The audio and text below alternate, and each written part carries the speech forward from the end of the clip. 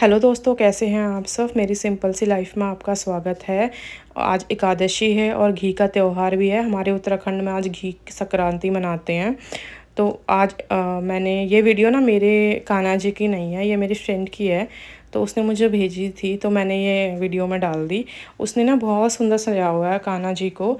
और सबसे सुंदर तो मुझे इनका मुकुट लग रहा है और हाथ श्रृंगार भी करा हुआ है। मैं कुछ श्रृंगार नहीं करती हूँ, तो अब से मैं वो भी श्रृंगार करा करूँगी। जैसे मैं शीशा नहीं दिखाती, कंघी नहीं करती। नेक्स्ट टाइम से मैं भी लेके आऊँगी अपने कान्हा जी को। देखिए, मैंने अपनी पूजा कर ली है।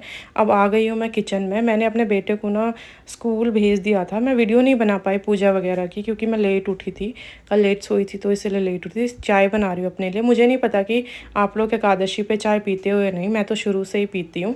तो साथ के साथ मैंने बर्तन भी लगा दिया। ये है मेरी चाय। मुझे कमेंट में ज़रूर बताना कि आप लोग पीते हो या नहीं पीते हो एकादशी के व्रत में चाय। और मैं अब झाड़ू लगा रही हूँ। झाड़ू लगाने के बाद मैंने अपने हस्बैंड के लिए बनाए पराठे। अब घी का त्यौहार था तो मैंने घी में पराठे बना दिए। और तली भुनी चीज़ें तो हम इतना खाते नहीं हैं, इसलिए घी के पराठे ही सही। वैसे घी के त्यौहार में ना हमारे उत्तराखंड में कहते हैं कि जिस दिन घी का त्यौहार होता है उस दिन घी खाना ज़रूरी होता है, सर पे भी लगाना ज़रूरी होता है, नहीं तो अगले जन्म में ना गनेल बनते हैं। ये ना शुरू से ही राजा महाराजाओं के ज़माने से ही चलता आ रहा है। पहले राजा महाराजा क्या करते थे ना कि अपने जो साग सब्जी वगैरह है ना वो भेजा करते थे, राजाओं को दिया करते थे। तो तब से ये त्यौहार मनाते हैं। लेकिन जब राजा महाराजा ख़त्म हो गए तो पुराने ज़माने के लोग क्या करते थे, मलाई या मक्खन उस घी के त्यौहार के दिन बिलोते थे और उसको घी बनाते थे। फिर घी को ना अपने बच्चों को, अपने परिवार वालों को दिया करते थे। तो ऐसे ऐसे ही ये त्यौहार शुरू हुआ। पर अब ना सावन ख़त्म होकर भादो लग रहा है। तो भादो लगने के साथ साथ हम तली भुनी चीज़ें खा सकते हैं। सावन में ना हम हरी सब्जियां, तली भुनी चीज़ें, दही वगैरह नहीं खा सकते। तो अभी हम खा सकते हैं, तो अब से हम खाएंगे। तो इसीलिए ये घी का त्यौहार मनाया जाता है। उसके बाद मैंने किचन साफ़ करके अपने लिए ब्रेकफ़ास्ट बनाया। ब्रेकफ़ास्ट बना रही थी तो मेरे हस्बैंड जाने की तैयारी कर रहे थे। और ये जो प्लास्टिक है ना, ऐसे प्लास्टिक में फेंकती नहीं हूँ, इनको यूज़ कर लेती हूँ डस्ट डालने में, या फिर कुछ छिलके वगैरह यूज़ करके डालने में। और उनको फिर मैं पौधों में डाल देती हूँ इकट्ठा करके।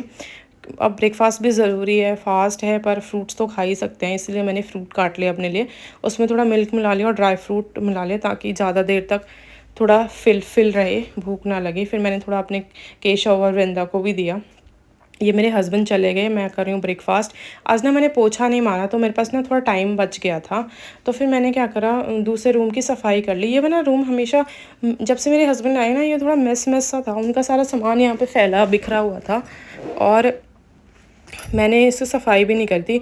बहुत दिनों से ना बरसात आ रही थी रेगुलर डे पे, और मैं सारे कपड़े ना यहीं सुखाया करती थी रैक में। तो आज आज थोड़ी धूप है और यहाँ पे कपड़े भी नहीं है, तो मैंने सोचा कि यहाँ पे सफाई कर देती हूँ। तो फिर मैं लग गई इस रूम को साफ़ करने में।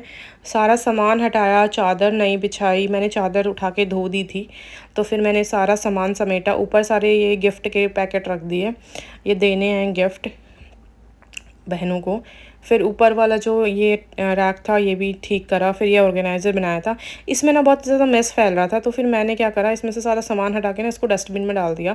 फिर मेरे पास ना ये वाला जो ऑर्गेनाइज़र है, इस पर मैं लिपस्टिक रखती थी। पहले मेरे पास ना अलमारी में रखा करती थी, यहाँ पे मेरे पास ड्रेसिंग टेबल नहीं था। अब मेरे पास ड्रेसिंग टेबल है, तो फिर मैं सारा सामान वहीं पर रखती हूँ। इसके ऐसे यूज़ नहीं है, तो फिर मैंने यहाँ पे अपने बेटे के स्टेशनरी का सामान रख दिया। और जो ये बॉक्स था ना जिसमें पेंसिल वगैरह रखती थी, इसमें मैंने अपने क्रोशे का सामान रखा हुआ है।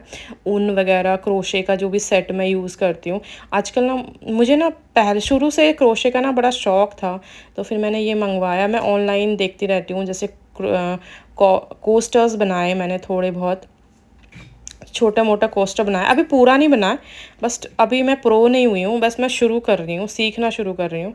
तो फिर मैंने सारे ये हस्बैंड के सारे कपड़े यहाँ से उठा के फिर दूसरी जगह रखे, वहाँ पे तय करके अलमीरा में। अब थोड़ा सा साफ़ लग रहा है। और ये रैक है ना जो कपड़े सुखाने का, इसको भी पीछे ही रख दूँगी, क्योंकि कब बारिश आ जाए कोई भरोसा नहीं है। अगर मैं बालकनी में रखूँगी ना इसको, तो फिर ये निकालना मुश्किल हो जाता है। अब ये देखिए, मेरी काली, मैं काम संभालती हूँ, मेरी काली गंदा कर देती है।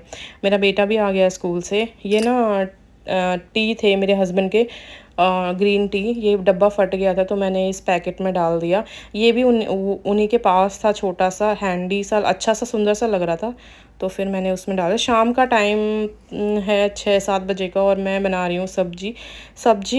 बनाऊँगी थोड़ी सिंपल ही बनाऊँगी क्योंकि फ़ास्ट है। तो सीताफल एक छोटा सा पीस ही बचा हुआ था, तो मैंने सीताफल को यहाँ पे बना लिया, बिना कुछ नहीं डाला, सेंधा नमक और थोड़ा सा लाल मिर्च डाल के टमाटर में भून लिया। फिर ना सब्ज़ी कम हो गई थी, तो फिर मैंने कल लौकी काट के रखी थी जो मैंने सुबह नहीं बनाई, तो फिर मैंने अपने हस्बैंड के लिए ना लौकी की सब्ज़ी बना दी। तो लौकी बनाने के बाद मैंने बनाई पूरे, इसको धो के, कढ़ाई धो के मैंने पूरियाँ बनाई। सिंघाड़े के आटे की पूरियाँ बनाई पारन के लिए, भोग लगाने के लिए अपने केशव व वृंदा को। तो फिर मैंने क्या करा, आटा पहले से गूंद के रख लिया था सिंघाड़े का आटा गूंदने के बाद ना छोटी छोटी लोइयाँ बना के हाथ से उसको चपटा कर लिए। और मैंने घी में बनाया क्योंकि जो एकादशी का जो प्रसाद बनता है ना, वो घी में ही बनता है या फिर सनफ्लावर ऑयल में बनता है। मेरे पास सनफ्लावर ऑयल नहीं था, तो फिर मैंने घी में ही बनाया। और हल्की आंच पे इनको सेकना होता है। अगर आप तेज़ आंच पे सेकोगे ना तो ये काली तो जल्दी हो जाएंगी, लेकिन ब्राउन हो जाएंगी जल्दी, लेकिन अंदर से पकती नहीं है, तो इनको धीमे आंच में पकाना होता है। और ये खाने में ना बड़ी क्रिस्पी सी होती हैं, मुझे तो बड़ा अच्छा लगता है व्रत वाले दिन ये खाना। मैं हमेशा तो नहीं, लेकिन जब कभी कभी ना मैं ये सब बना लेती हूँ। फिर मैंने कान्हा जी को भी भोग लगाया और तुलसी मैया को भी भोग लगाया। फिर उसके बाद मैंने भी पारण किया प्रसाद का।